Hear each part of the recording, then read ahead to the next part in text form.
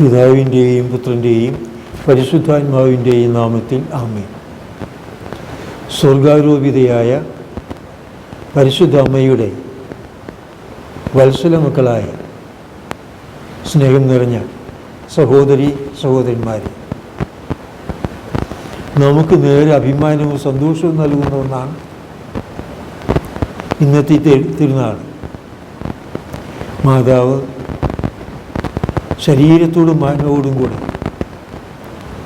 സ്വർഗത്തിലേക്ക് സംവഹിക്കപ്പെട്ടു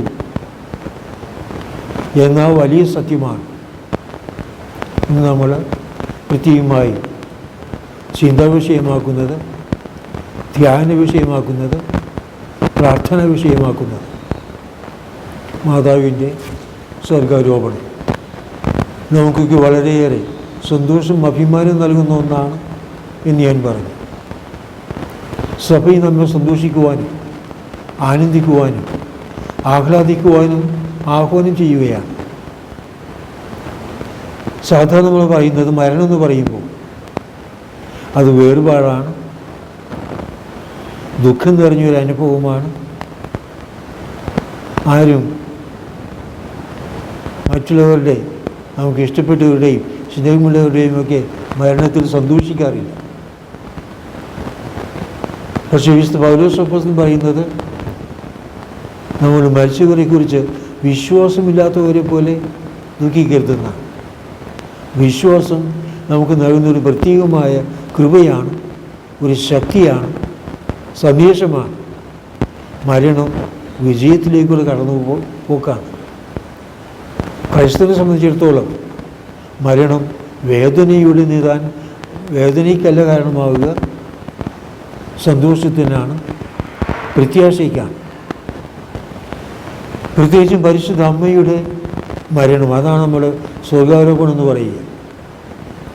ഈ ഭൂമിയിലെ വാസം അവസാനിപ്പിച്ച് മാതാവ് ആത്മാവ് മാത്രമല്ല ശരീരവും കൂടെ സ്വർഗത്തിലേക്ക് എടുക്കപ്പെടുന്നു.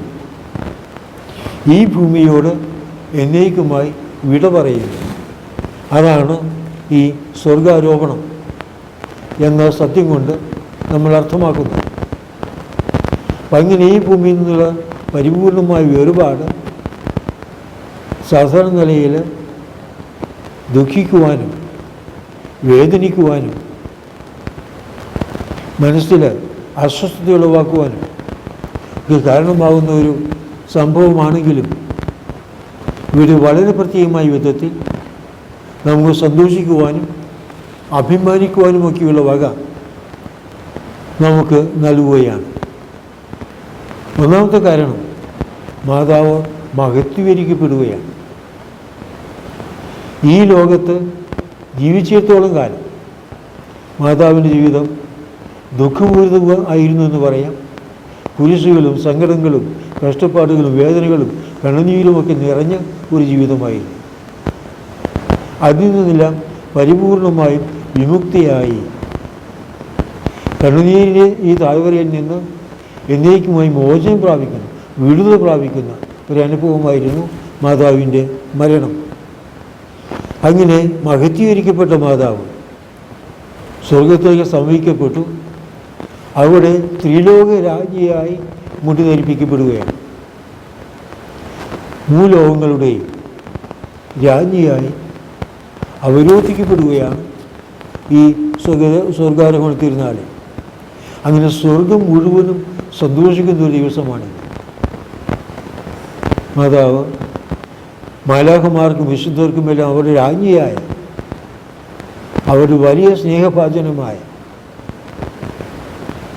അവർക്ക് പൂർണ്ണമായും മാതൃസഹജമായ സ്നേഹവും വാത്സല്യവും സംരക്ഷണവും നൽകിയ അമ്മയുടെ സ്വർഗത്തിലേക്കുള്ള പ്രവേശനമാണ്. അതിലവർ അഭിമാനിക്കുകയും സന്തോഷിക്കുകയും ഒക്കെ ചെയ്യുന്നു. പണ്ട് വാഗ്ദാന പേടകം ജെറൂസലേമിലേക്ക് കൊണ്ടുവന്നപ്പോൾ ദാവീദ് രാജാവും അദ്ദേഹത്തിൻ്റെ കൂടെ ഇസ്രായേൽ ജനം മുഴുവനും സന്തോഷിച്ചു, ആഹ്ലാദ ആരവങ്ങൾ പുറപ്പെടുവിച്ചു, ആനന്ദ നൃത്തം ചെയ്തു. അതാണ് ബൈബിളിൽ പ്രത്യേകമായും പറയുന്ന ഒരു കാര്യം. സാമുവേലിൻ്റെ 2-ാം പുസ്തകം 6-ാം അധ്യായം 5-ാം വാക്യം.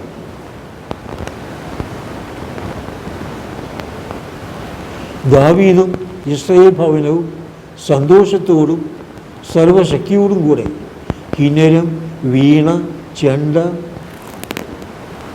മുരജം, കൈത്താളം എന്നിവ ഉപയോഗിച്ച് കർത്താവിന് മുമ്പിൽ പാട്ടുപാടി നൃത്തം ചെയ്തു.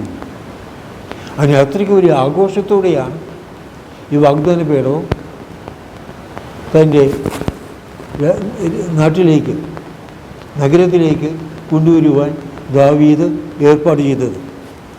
അതേക്കുറിച്ച് വീണ്ടും അവസാനഭാഗം പറയുന്നത് 2 സാമുവേൽ 6-ാം അധ്യായം 14-ാം വാക്യം. കർത്താവിന് പേടകം വഹിച്ചിരുന്നവർ 6 ചുവട് നടന്നപ്പോൾ അവർ ഒരു കാളയെയും തടിച്ച കിടാവിനെയും ബലി കഴിച്ചു. ദാവീദ് കർത്താവിന് മുൻപാകെ സർവശക്തിയോടും കൂടെ നൃത്തം ചെയ്തു. ചണനൂൽ കൊണ്ടുള്ള ഒരു അരക്കച്ച മാത്രമേ അവൻ ധരിച്ചിരുന്നുള്ളൂ. അങ്ങനെ ദാവീദും ഇസ്രായേൽ ജനവും ആർപ്പ് വിളിച്ചും കാഹളം മുഴക്കിയും കർത്താവിൻ്റെ പേടകം കൊണ്ടുവന്നു. കർത്താവിൻ്റെ പേടകം എന്ന് പറയുമ്പോൾ അവിടുത്തെ കൽപ്പനകൾ അടങ്ങുന്ന ശിലകൾ, പിന്നെ മന്ന, ഇങ്ങനെയുള്ള പ്രത്യേകമായ കർത്താവിൻ്റെ സാന്നിധ്യം വിളിച്ചോതുന്ന ഏതാനും വസ്തുക്കൾ ഉള്ളടക്കം ചെയ്യുന്ന ഒരു പേടകമായിരുന്നു അവർ. വാഗ്ദാനം ദൈവത്തിൻ്റെ, കർത്താവിൻ്റെ സാന്നിധ്യത്തിൻ്റെ അടയാളമായി കൊണ്ടുവന്നിരുന്നു. അതിനു മുൻപിലാണ് അവർ ഇങ്ങനെ ആഹ്ലാദ പ്രകടനം നടത്തിയത്. മാതാവാകട്ടെ സാക്ഷാൽ പേടകം തന്നെയായിരുന്നു. വാഗ്ദാനം ചെയ്യപ്പെട്ട മിശിഹായെ തൻ്റെ ഉദയത്തിൽ വഹിച്ചുകൊണ്ട് മാതാവ് ഈ ഭൂമിയിൽ നടന്നിരുന്ന കാലമത്രയും പ്രത്യേകമായി മാതാവ് അക്ഷരാർത്ഥത്തിൽ വാഗ്ദാന പേടകമായിരുന്നു. യഥാർത്ഥ വാഗ്ദാന പേടകം ആയിരുന്നു മാതാവ്. അന്ന് സ്വർഗത്തിലേക്ക് സംവഹിക്കപ്പെട്ടു, എടുക്കപ്പെട്ടു എന്നുള്ള ഒരു വലിയ സന്തോഷം. അതാണ്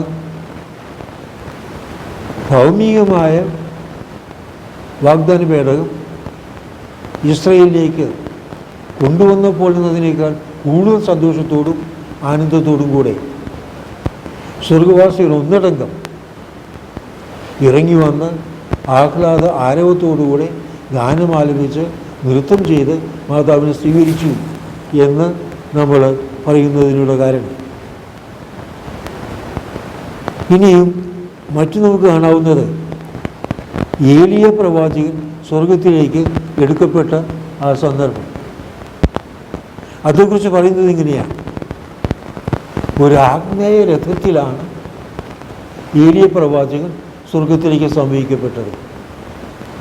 ഒരു രഥം, ആ രഥത്തെ നയിക്കുന്ന വലിച്ചിരുന്ന കുതിരകൾ, ഇതൊക്കെ ആഗ്നേയ കുതിരകളും ആഗ്നേയ രഥങ്ങളുമായിട്ടാണ് കാണപ്പെട്ടത്. അതേക്കുറിച്ച് ബൈബിൾ വ്യാഖ്യാതാക്കൾ പറയുന്നത് അനേക വൃന്ദം മാലാഖമാരുടെ, ദൈവദൂതന്മാരുടെ ഒരു വലിയ ഗണത്തിൻ്റെ സാന്നിധ്യം, അതാണ് ഈ ആഗ്നേയം എന്ന പദം കൊണ്ട് അർത്ഥമാക്കുന്നത് എന്ന് നമുക്ക് മനസ്സിലാക്കാം.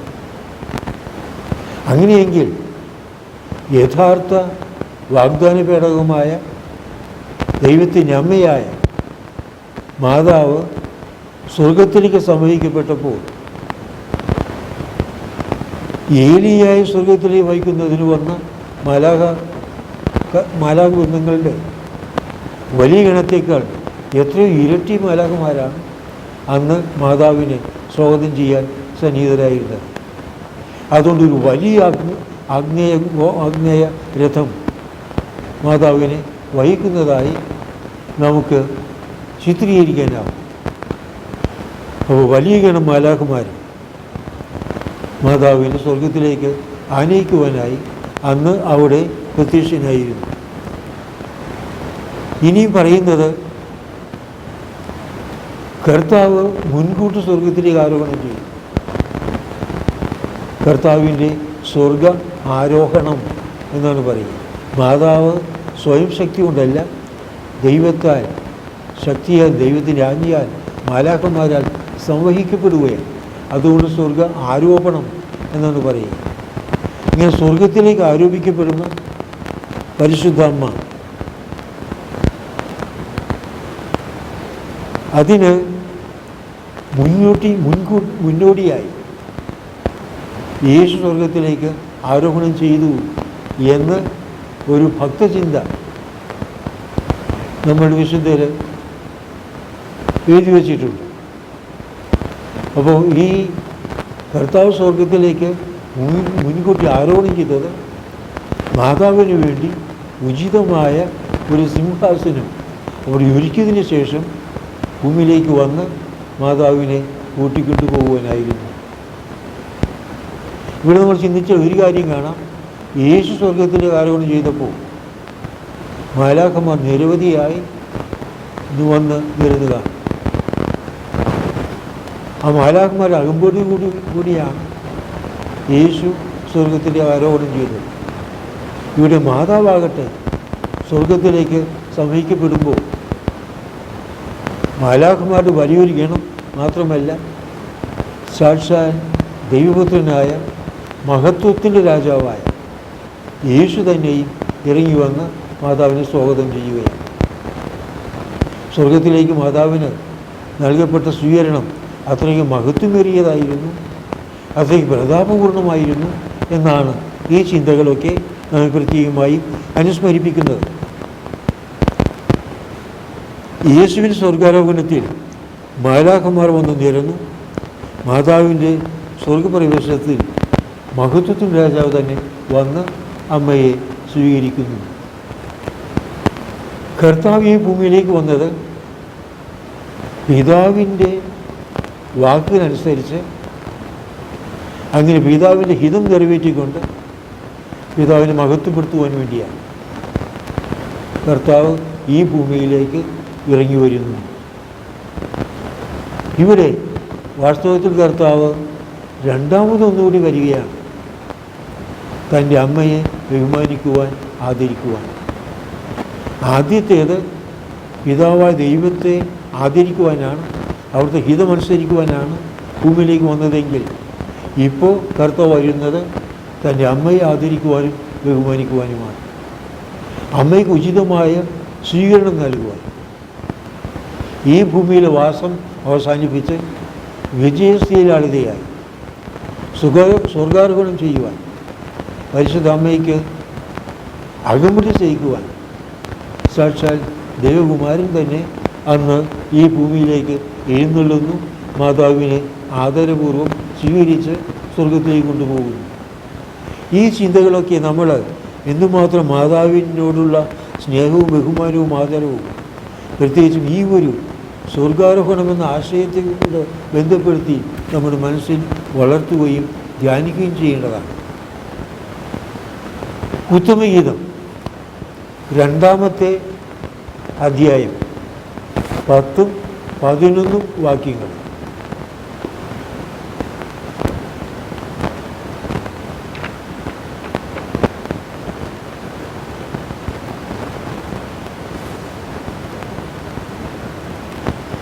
എൻ്റെ ഓമനെ, എൻ്റെ സുന്ദരി, എഴുന്നേൽക്കുക, ഇറങ്ങി വരിക.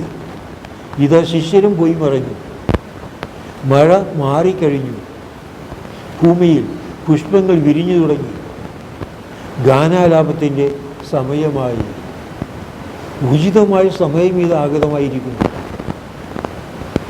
കണ്ണുനീരിൻ്റെ ഭൂമിയിലെ വാസം അവസാനിപ്പിച്ച് സൗഭാഗ്യത്തിൻ്റെയും സന്തോഷത്തിൻ്റെയും ആനന്ദത്തിൻ്റെയും നിരുകുടമായി സ്വർഗത്തിലേക്ക്, ജീവിതത്തിൻ്റെയും സന്തോഷത്തിൻ്റെയും പൂർണ്ണമായ ആസ്വാദനത്തിൻ്റെ അവസ്ഥയിലേക്ക് വരുവാനിതാ സമയമായിരിക്കുന്നു. അപ്പോൾ ഉത്തമഗീതത്തിൽ ഈ വാക്കുകൾ മാതാവിനോട് സംബോധന ചെയ്യപ്പെടുന്നതായി സഭ പലപ്പോഴും ഈ വാക്കുകളെടുത്ത് ഉപയോഗിക്കുന്നുണ്ട്. ഭൂമിയിൽ പുഷ്പങ്ങൾ വിരിഞ്ഞു തുടങ്ങി, ഗാനാലാപത്തിന് സമയമായി, അരിപ്രാവുകൾ കുറുകുന്നത് നമ്മുടെ നാട്ടിൽ കേട്ടു തുടങ്ങി. അത്തിമരം കായ്ച്ചു തുടങ്ങി. മുന്തിരിവള്ളികൾ പൂത്തുലഞ്ഞ് സുഗന്ധം പരത്തുന്നു. എൻ്റെ ഓമനെ, എൻ്റെ സുന്ദരി, എഴുന്നേൽക്കുക, ഇറങ്ങി വരിക. എൻ്റെ മാടപ്പിറാവെ, പാറയിടുക്കുകളിലും ചെങ്കുത്തായ മലയോരത്തിലെ പൊത്തുകളിലും ജീവിക്കുന്ന നിൻ്റെ മുഖം ഞാൻ ഒന്ന് കാണട്ടെ. അപ്പോൾ ദുഃഖം നിറഞ്ഞ കണ്ണുനീരി താഴ്വര വിജയകരമായി മാതാവ് തരണം ചെയ്തു കഴിഞ്ഞു. ഇനി സൗഭാഗ്യത്തിൻ്റെ നിർഗുണമായ സ്വർഗത്തിലേക്ക് പ്രവേശിക്കാം. കർത്താവ് തന്നെ വന്ന് തൻ്റെ അമ്മയെ ഏറ്റവും സ്നേഹപൂർവമായ വാക്കുകൾ ഉപയോഗിച്ച് സംബോധന ചെയ്ത് സ്വർഗത്തിലേക്ക് സ്വാഗതം ചെയ്യുന്നതായി വിഭാവനം ചെയ്തുകൊണ്ടാണ് ഉത്തമയുദ്ധത്തിലെ ഈ വാക്കുകൾ ഇവിടെ മാതാവിനെ സംബോധന ചെയ്യുന്നതായി പ്രത്യേകം പറയുന്നത്. കണ്ണുനീരിനെ പിന്നീട് ഇവിടെ പറയുക. ദുഃഖത്തിൻ്റെയും വേദനയുടെയും അസ്വസ്ഥതകളുടെയും ഒക്കെ കാലം കഴിഞ്ഞു. അത് നീ പരിപൂർണമായി വിജയം വരിച്ചു. നിത്യമായ സൗഭാഗ്യത്തിലേക്ക് പ്രവേശിക്കുവാൻ നിന്നെ കൊണ്ടുപോകുന്നതിന് ഞാനിത് വന്നിരിക്കുന്നു. പിതാവായ ദൈവം നിന്നെ സ്വീകരിക്കുവാൻ അവിടെ നിനക്കായി കാത്തിരിക്കുന്നു.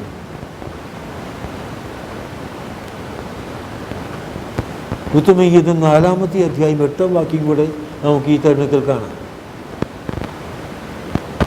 എൻ്റെ മണവാട്ടി ലെബനോനിൽ നിന്ന് എൻ്റെ കൂടെ വരിക. അതേ, ലെബനോനിൽ നിന്ന് എൻ്റെ കൂടെ പോരുക. അമാന കൊടുമുടിയിൽ നിന്ന് ഇറങ്ങിപ്പോരുക. സിനീറിൻ്റെയും ഹെർമോൻ്റെയും കൊടുമുടികളിൽ നിന്ന്, സിംഹങ്ങളുടെ ഗുഹകളിൽ നിന്ന്, പുള്ളിപ്പുലികൾ വിഹരിക്കുന്ന മലകളിൽ നിന്ന് ഇറങ്ങി വരിക. എൻ്റെ സഹോദരി, എൻ്റെ മണവാട്ടി, നീ എൻ്റെ ഹൃദയം കവർന്നിരിക്കുന്നു. നിൻ്റെ ഒറ്റ കടാക്ഷം കൊണ്ട്, നിൻ്റെ കണ്ടാഭരണത്തിലെ ഒറ്റ രത്നം കൊണ്ട് നിൻ്റെ ഹൃദയം എടുത്തിരിക്കുന്നു. വളരെ കാവ്യാത്മകമായ രീതിയിൽ മാതാവിൻ്റെ വിശുദ്ധിയുടെ ഔന്നത്യത്തെക്കുറിച്ച് പ്രകീർത്തിക്കുകയാണ് ഉത്തമഗീതത്തിലെ ഈ വാക്കുകളിലൂടെ ഗ്രന്ഥകർത്താവ് ചെയ്യുന്നത്. അത് മാതാവിൽ ആരോപിക്കപ്പെടുന്നു. മാതാവിനെ കുറിച്ച് പറയുന്ന വാക്കുകളായി സഭ അത് എടുത്ത് വിനിയോഗിക്കുകയും ചെയ്യുന്നു. 24-ാം സങ്കീർത്തനം 7-ാം വാക്യം.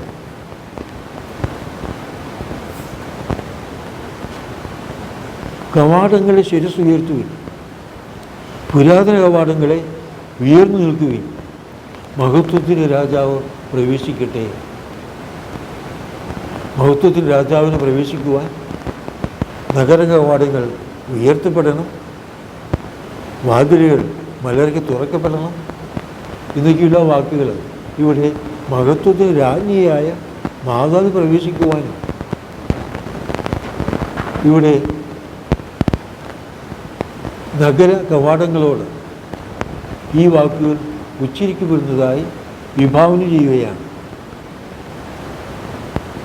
കവാടങ്ങളെ ശിരസ് ഉയർത്തുവിൻ, പുരാതന കവാടങ്ങളെ ഉയർന്നു നിൽക്കുവിൻ, മഹത്വത്തിൻ്റെ രാജാവ് പ്രവേശിക്കട്ടെ. ആരാണ് ഈ മഹത്വത്തിൻ്റെ രാജാവ്? പ്രബലനും രക്ഷകനുമായ കർത്താവ്, ബുദ്ധിവീരനായ കർത്താവ് തന്നെ. ഇങ്ങനെ ഈ വിശുദ്ധ ഗ്രന്ഥ വാക്യങ്ങളൊക്കെ എടുത്ത് വളരെ പ്രത്യേകമായി, വളരെ കാവ്യാത്മകമായും വളരെ അതിശക്തമായ ഭാവന ഉപയോഗിച്ചും എഴുതപ്പെട്ട ഈ വാക്കുകൾ മാതാവിനെക്കുറിച്ച് പ്രയോഗിക്കുവാൻ തിരുസഭ എന്നും സന്തോഷം പ്രകടിപ്പിക്കുകയാണ്. മാതാവിനെക്കുറിച്ച് ഇതുപോലുള്ള അനേകം പ്രയോഗങ്ങൾ പ്രത്യേകിച്ചും പഴയ നിയമത്തിൽ നിന്ന് എടുത്ത് പ്രയോഗിക്കുന്നതായി നമുക്ക് കാണാൻ കഴിയും. അപ്പോൾ മാതാവിൻ്റെ മഹത്വം ഇത് മനസ്സിലാക്കി മാലാഖമാർ വിളിച്ചു പറയുന്നതായിട്ടാണ് ഇവിടെ സങ്കല്പിച്ചിരിക്കുന്നത്. മാതാവിനെക്കുറിച്ച് അവർക്ക് പറയാനുള്ളത്, ഈ സ്ത്രീ, ഈ രാജ്ഞി, ഈ അമ്മ ഞങ്ങളുടെ രാജാവിൻ്റെ അമ്മയാണ്, മഹാറാണിയാണ്, സ്ത്രീകളിൽ അനുഗ്രഹീതയാണ്. പരിശുദ്ധാത്മാവാൽ പൂരിതയായി എലിസബത്ത് എന്ന് പറഞ്ഞ വാക്കുകളാണ്. സ്ത്രീകളിൽ നീ അനുഗ്രഹീതയാണ്. നിന്റെ ഉദരത്തിൻ ഫലമായ യേശുവും അനുഗ്രഹീതൻ. അതിന് സ്ത്രീകളിൽ അനുഗ്രഹീതയായ ആ വലിയ വിശുദ്ധിയുടെ ഉത്തിങ് പദവിയിലെത്തിയ മാതാവ് ഇതാ കടന്നു വരുന്നു.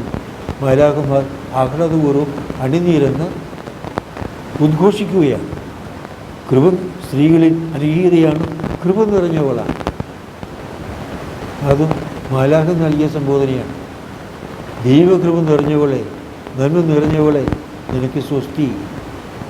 സ്വർഗം തന്നെ താഴേക്ക് ഇറങ്ങി വന്ന് മാതാവിനെ ആദരിച്ച വാക്കുകളാണ്. കൃപ നിറഞ്ഞവളാണ്. ഇനിയും അമലോത്ഭവയാണ്. മനുഷ്യകുലം മുഴുവനും ആദി മാതാപിതാക്കന്മാരുടെ പാപത്തിൽ ഓഹരി പറ്റിക്കൊണ്ട് ജന്മപാപത്തോടുകൂടി ജനിക്കുമ്പോൾ ജന്മപാപമില്ലാതെ ഉത്ഭവത്തിൽ തന്നെ വിശുദ്ധിയുടെ പൂർണ്ണിമയിൽ ജനിച്ച മാതാവ്, അതാണ് അമലോത്ഭവം എന്ന വാക്കുകൊണ്ട് നമ്മൾ അർത്ഥമാക്കുന്നത്. ഇസ്രായേലിൻ്റെ മഹത്വമാണ് യൂദത്തിനെക്കുറിച്ചും ഒക്കെ പഴയ നിയമത്തിൽ പ്രകീർത്തിക്കുന്ന വാക്കുകൾ. ഇവിടെ മാതാവിനെക്കുറിച്ച് കൂടുതൽ അർത്ഥപൂർണമായി പറയുകയാണ്. ഇസ്രായേലിൻ്റെ മഹത്വമാണ്, ഇസ്രായേലിൻ്റെ ആനന്ദമാണ്. ഞങ്ങൾ സന്തോഷത്തിൻ്റെ കാരണമേ നമ്മൾ ലുത്തിനിയയിൽ ഇന്നും ചൊല്ലുന്നു. നമുക്കൊക്കെ സന്തോഷിക്കുവാൻ, ആനന്ദിക്കുവാൻ യഥാർത്ഥമായ വക നൽകുന്ന അമ്മയാണ് പരിശുദ്ധ കന്യകാമറിയം. ഇസ്രായേലിൻ്റെ ആനന്ദമാണ്. ഉത്തമഗീതം 6-ാമത്തെ അധ്യായം 10-ാം വാക്യം വീണ്ടും ശ്രദ്ധേയമാണ്.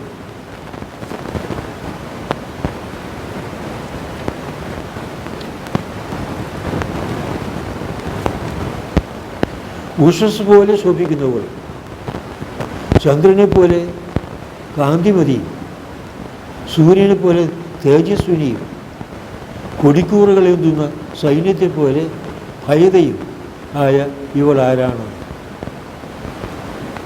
മാതാവിനെക്കുറിച്ച് അന്ന് വിശുദ്ധരും മാലാഖമാരുമൊക്കെ അത്ഭുതം കൂറിക്കൊണ്ട് ഇവൾ ആരായിരിക്കാം എന്ന് പൂർണ്ണമായി വിവരിക്കുവാൻ വാക്കുകൾ കിട്ടാതെ പറയുന്ന ഒരു ഉദീരണമായിട്ടാണ് ഈ ഉത്തമഗീതത്തിലെ വാക്കുകൾ എടുത്തു പറയുന്നത്. ഉഷസ് പോലെ ശോഭിക്കുന്ന പോലെ, ചന്ദ്രനെ പോലെ കാന്തിമതി. ഇന്നും മാതാവിനെക്കുറിച്ചുള്ള ചില പ്രാർത്ഥനകളിലുമൊക്കെ ഈ വചനം എടുത്തു പ്രയോഗിക്കാറുണ്ട്. മാതാവിൻ്റെ സാമ്യമില്ലാത്ത അഭൗമികമായ സ്വർഗീയ സൗന്ദര്യത്തെക്കുറിച്ചും ശോഭയെക്കുറിച്ചുമൊക്കെ പ്രകീർത്തിക്കുവാൻ ഈ വാക്കുകളാണ് സഭ ഉപയോഗിക്കുന്നത്. സ്വർഗവാസികൾ മാതാവിന് നന്ദി പറയുവാൻ നിരനിരയായി വന്നു. മാലാഖമാർ എതിരേൽക്കുന്നു. കർത്താവ് കൂടെയുണ്ട്. ആ വലിയൊരു ഗണം ഗാനമാലപിച്ച് നൃത്തം ചെയ്ത് ഉല്ലാസഭരിതരായി ആനന്ദത്തോടുകൂടെ മാതാവിനെ എതിരേറ്റ് കൊണ്ടുവരുമ്പോൾ സ്വർഗവാസികളെ വിശുദ്ധരെല്ലാവരും ചെന്ന് മാതാവിനെ വണങ്ങി ബഹുമാനിക്കുകയാണ്, ആദരിക്കുകയാണ്. അവിടെ കന്യകമാർ വന്ന് മാതാവിനെ വണങ്ങുന്നു. അവർ പറയുന്നത്, ഞങ്ങൾക്ക് ഞങ്ങളുടെ ജീവിതം, ഞങ്ങളുടെ കന്യത്വവും ദൈവത്തിന് സമർപ്പിച്ച് വിശുദ്ധമായി ജീവിക്കുവാനുള്ള പ്രചോദനം, പ്രേരണ, മാതൃക നൽകിയത് അങ്ങാണ്. അങ്ങയുടെ മഹത്വത്തിൽ സന്തോഷപൂർവ്വം അങ്ങയെ വണങ്ങിക്കൊണ്ട് ബഹുമാനിച്ചുകൊണ്ട് ഞങ്ങളിത് അങ്ങി മുമ്പിൽ വന്നണയുന്നു. അതുപോലെ വേദപാരംഗന്മാർ, വലിയ വിശുദ്ധിയുടെ ഉത്തമ പദവിയിലെത്തിയവർ, വിശുദ്ധമായ ജീവിതത്തിന് സഹായവും സംരക്ഷണവും പ്രേരണയും പ്രചോദനവും ഒക്കെ നൽകി നിലകൊണ്ടത് മാതാവാണ്. രക്തസാക്ഷികൾ, മാതാവ് രക്തസാക്ഷികളുടെ രാജ്ഞി എന്നാണ് പറയപ്പെടുന്നത്. അത്രയേറെ വേദനയുടെ നടുക്കയത്തിലൂടെ കടന്നുപോയവളാണ് മാതാവ്. അങ്ങനെ രക്തസാക്ഷികളെ രാജ്ഞി എന്ന പതിയും മാതാവിന് കൈവരും. അപ്പോൾ രക്തസാക്ഷിത്വം വരിച്ച് സ്വർഗത്തിൽ വസിക്കുന്ന സർവരും അവരുടെ രക്തസാക്ഷിത്വത്തിൻ്റെ പ്രചോദനവും മാതൃകയൊക്കെയായി അവർ കാണുന്നത് പരിശുദ്ധ അമ്മയെയാണ്. വിശുദ്ധ യാക്കോബ് അത് മാതാവിൻ്റെ സ്വർഗാരോപണത്തിന് അവർ സ്വർഗത്തിൽ അപ്പോസ്തലന്മാർ യാക്കോബ് മാത്രമേ ഉണ്ടായിരുന്നുള്ളൂ. അതേ മാത്രമേ രക്തസാക്ഷിത്വം വരിച്ച് സ്വർഗത്തിൽ എത്തിയിരുന്നുള്ളൂ. ബാക്കിയുള്ളവരെല്ലാം ഭൂമിയിൽ തന്നെയായിരുന്നു. ഭൂമിയിലുള്ളവരുടെയും സ്വർഗത്തിൽ എത്തിച്ചേർന്ന തൻ്റെയും നാമത്തിൽ മാതാവിനെ നന്ദി പറയുകയും ആദരിക്കുകയും ചെയ്യുവാൻ ഈ യാക്കോസ്ലിഹായും അവിടെ എത്തിയെന്ന് ഈ വലിയ വിശുദ്ധമായ വിഭാവന നമ്മോട് പറഞ്ഞു തരികയാണ്. ഇനി ആദി മാതാപിതാക്കൾ അവർ വളരെ പ്രത്യേകമായി നന്ദിയോടും സ്നേഹത്തോടും ബഹുമാനത്തോടും കൂടെയാണ് മാതാവിൻ്റെ പരിചയത്ത് വരിക.